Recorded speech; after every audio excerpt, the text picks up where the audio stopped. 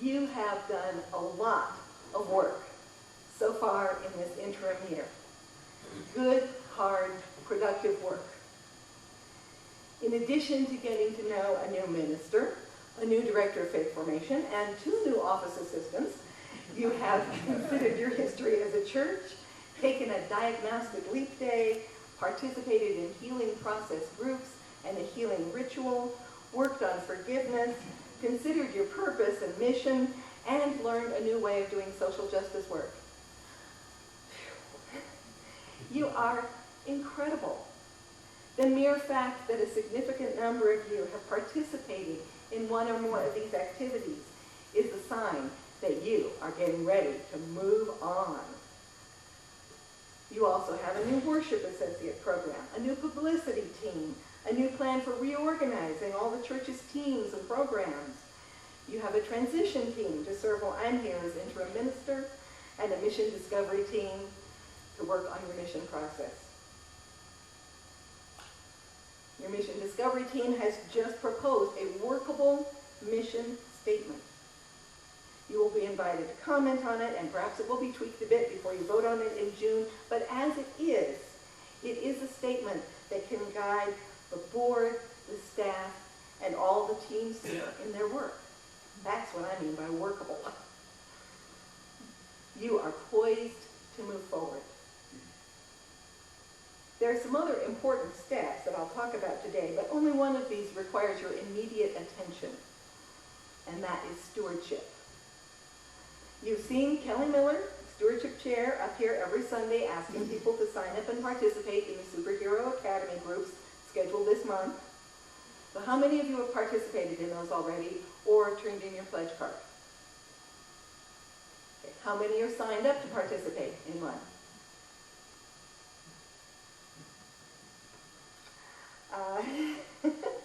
How many of you plan to sign up today? A little better, thank you.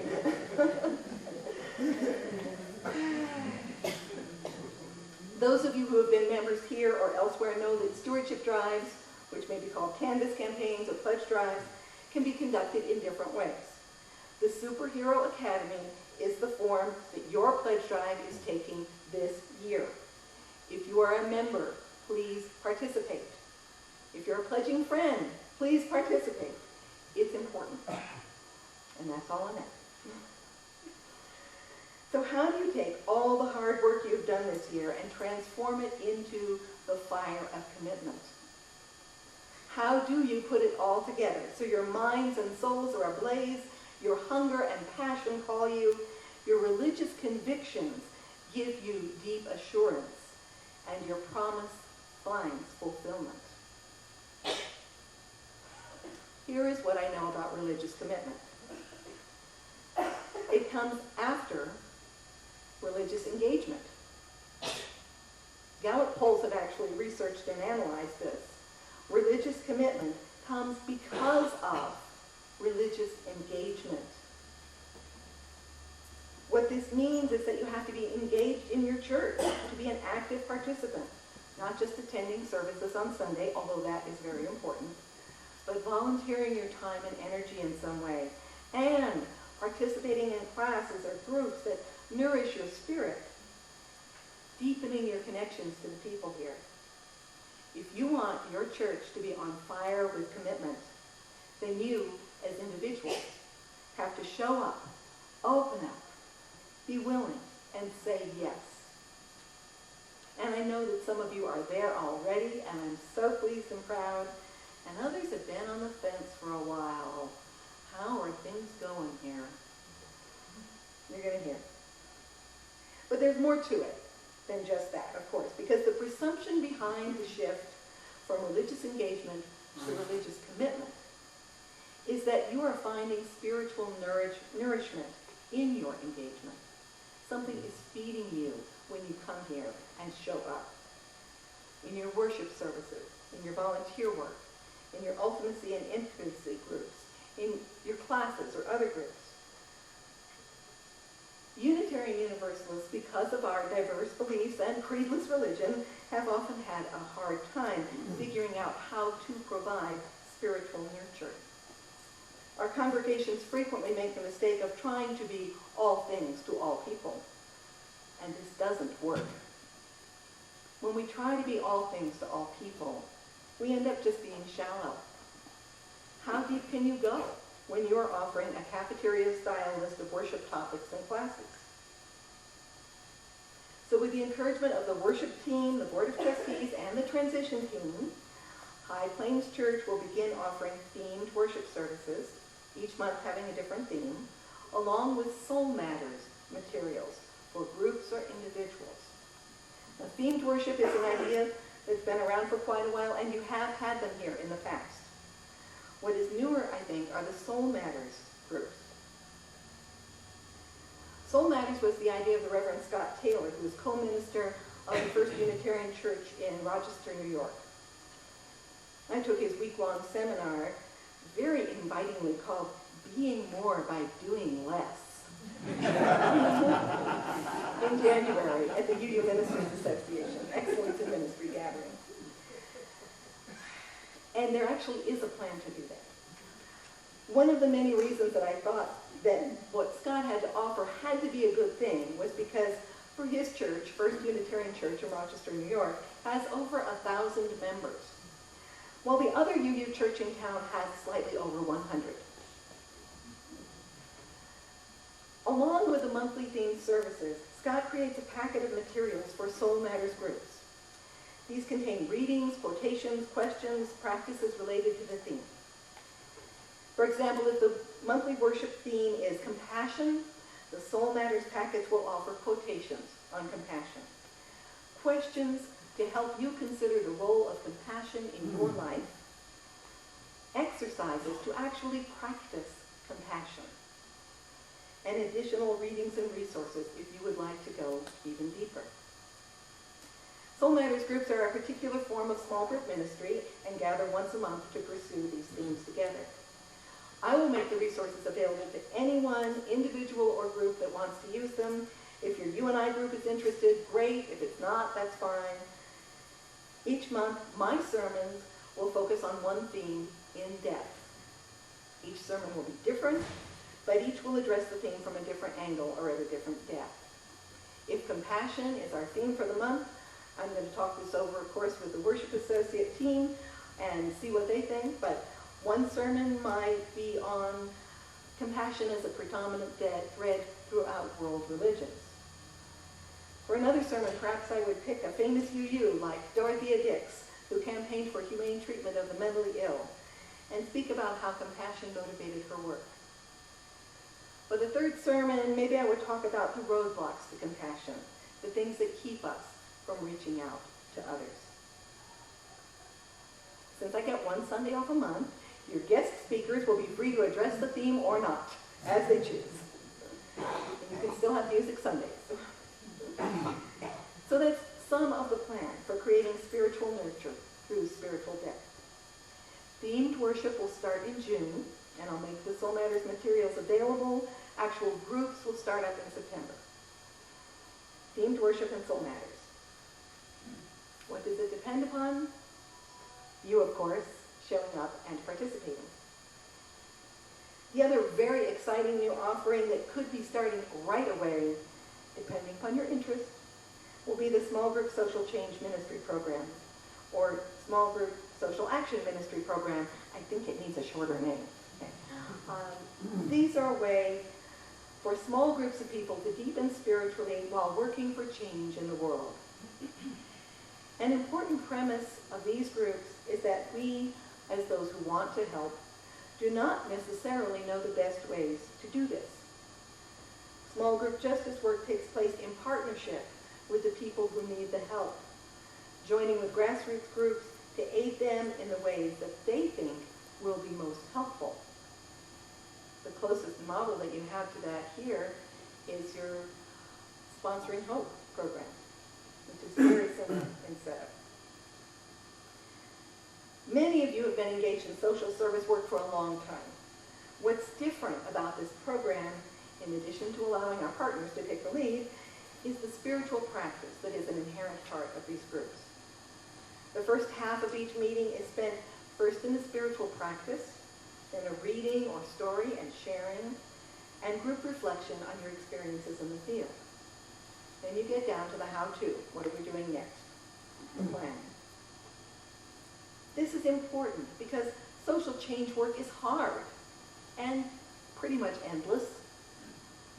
And rather than giving everything you've got to a cause until you are burned out and have nothing less to give, this allows your ministry group to learn and grow and deepen together in ways that will enrich your life, not deplete it. If you'd like to learn more about how this works, you're interested in getting a group going now, come to next Saturday's meeting, 10 to noon. If you can't make it to the meeting, drop me a line. Tell me what you're interested in, and I will try to get you connected. So that's what's in the works right now.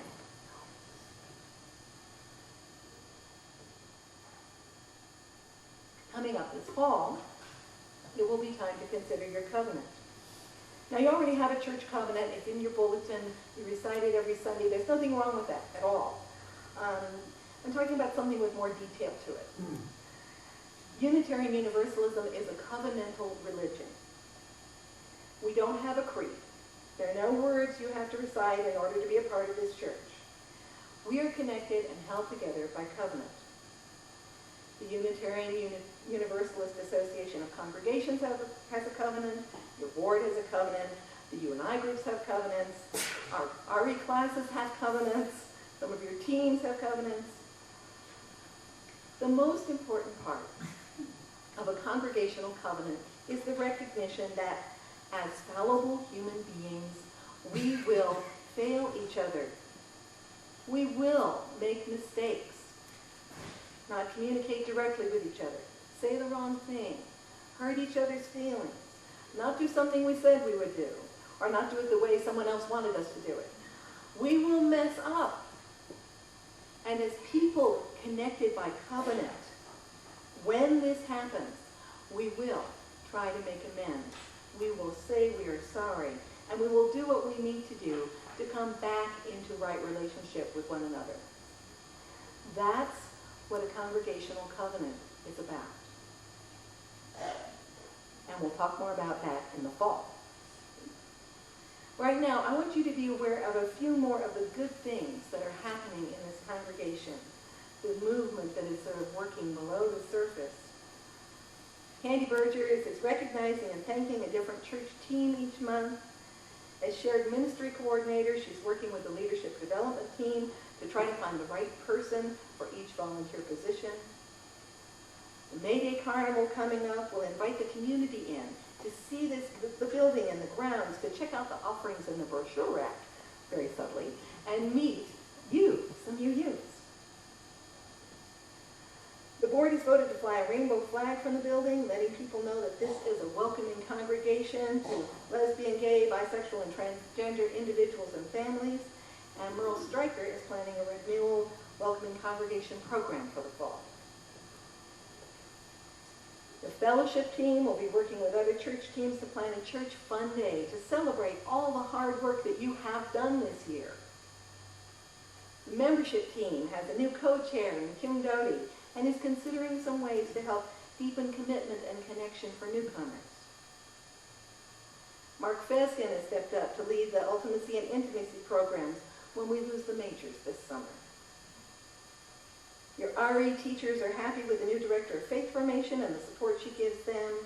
The high school youth love the combined YRUU group with All Souls Church. They also love Jessica Lake and their other advisors. 3 youth will be attending the Pacific Western Regional Assembly in San Jose, California this month. Another contingent will be attending General Assembly this summer. They are engaged. There is good energy flowing here at High Plains Church. You are ready to move forward. Change isn't just in the air. It is happening now. Good, positive change moving you into your future. And all you have to do is show up and take part. Engage. Engagement, the spiritual nurture, leads to religious commitment. Like that picture of the flower that I illustrated for you. Nurtured, loving community is at the root. encourage spiritual growth. Well, I kind of like the word inspire spiritual growth better. Just a thought. And then act for social justice. Nurture, encourage, act. You sometimes flounder a bit when trying to feel what is it that really supports and upholds us? What is it that this creedless, loose religion has that really nourishes us and gives us support? I like to look sometimes at those people who have done inspirational things. King John Sigismund, the Unitarian king of Transylvania, was the first European monarch to declare religious freedom for all his people in 1568.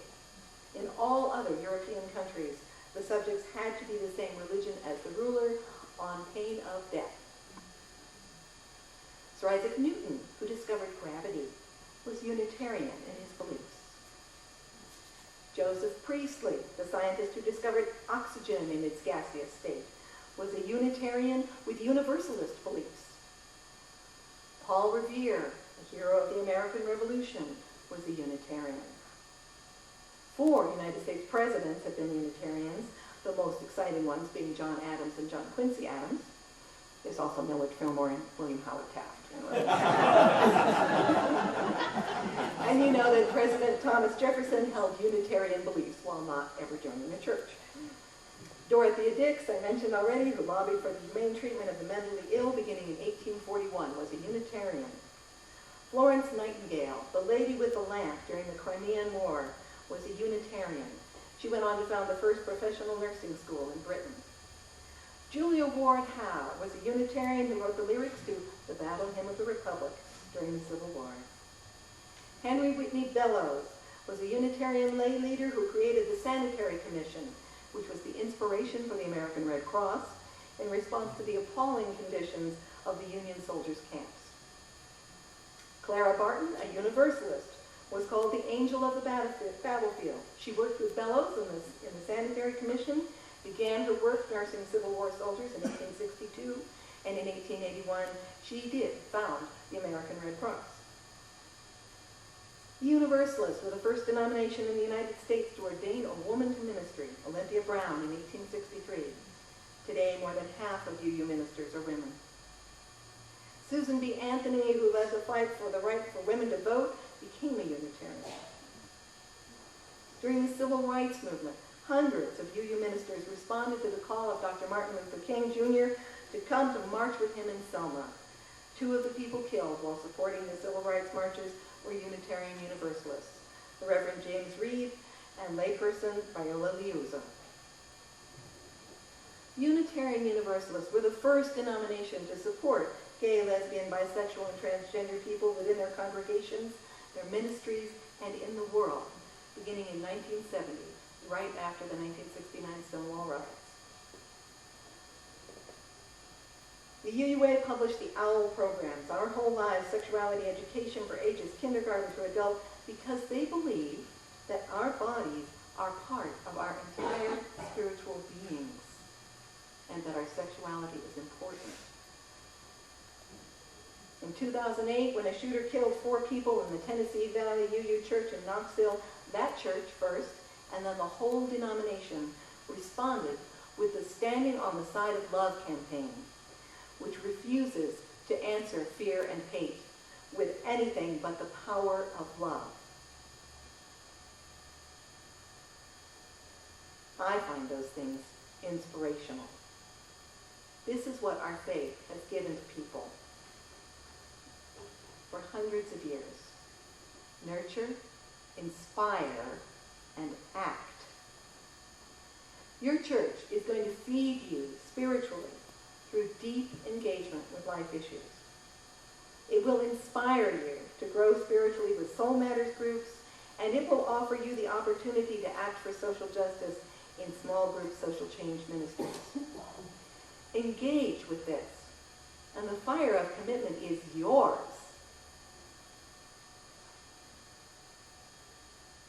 With the fire of commitment, this church is going to grow, because you will have something powerful that people want to be a part of. It will become a bigger congregational family than you are used to. It will change. It will be different. And this can be uncomfortable. I know that. But you will have new ways to deepen your connections here, to create that intimacy that we all long for. The you and I groups will still be here, and affinity groups, as well as soul matters and small group social action ministry. You will have a means to make meaningful connections with other people and to grow spiritually. And you will have a mission to guide you as a church.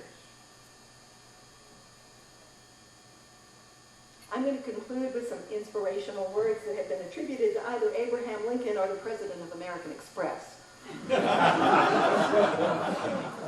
Probably the latter, but they're good words.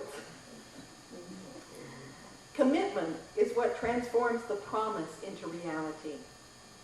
It is the words that speak boldly of your intentions and the actions which speak louder than your words. It is making the time when there is none, coming through time after time after time, year after year after year.